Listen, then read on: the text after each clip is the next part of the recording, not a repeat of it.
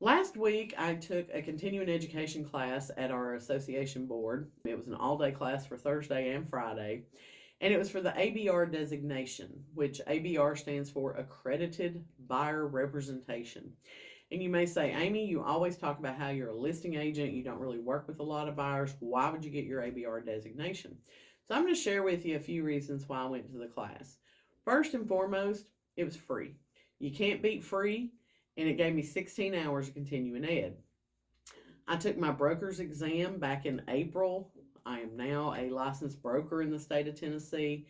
And when you pass your broker's test, you have 3 years to take 120 hours of continuing education.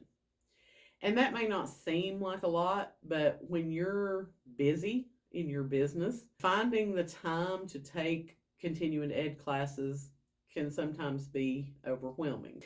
I have tried to be a little more proactive than most agents in this and start taking my CE now rather than waiting until 6 months before my 3-year deadline's up and panicking because now I've got to cram all of it in.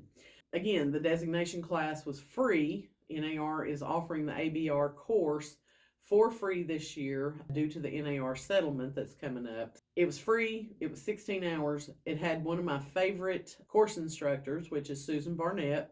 She's a realtor out of the Chattanooga area. She and I just clicked. We're both kind of the same personality type, and she just doesn't fluff it up for you.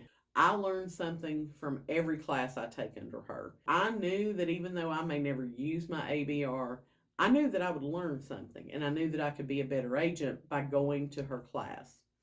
And then the last reason is with the NAR settlement going into effect August 17th, it says we can no longer put offers of compensation into the MLS and that buyers agents need to have a signed agreement with their buyer prior to showing homes. I work with 2 or 3 ladies here in the office that I send my buyer leads to. So I kind of feel a little bit of responsibility for them, even though I'm not their broker. And so I wanted to learn, how does Susan handle getting that agreement signed? What does she think is going to be a best practice?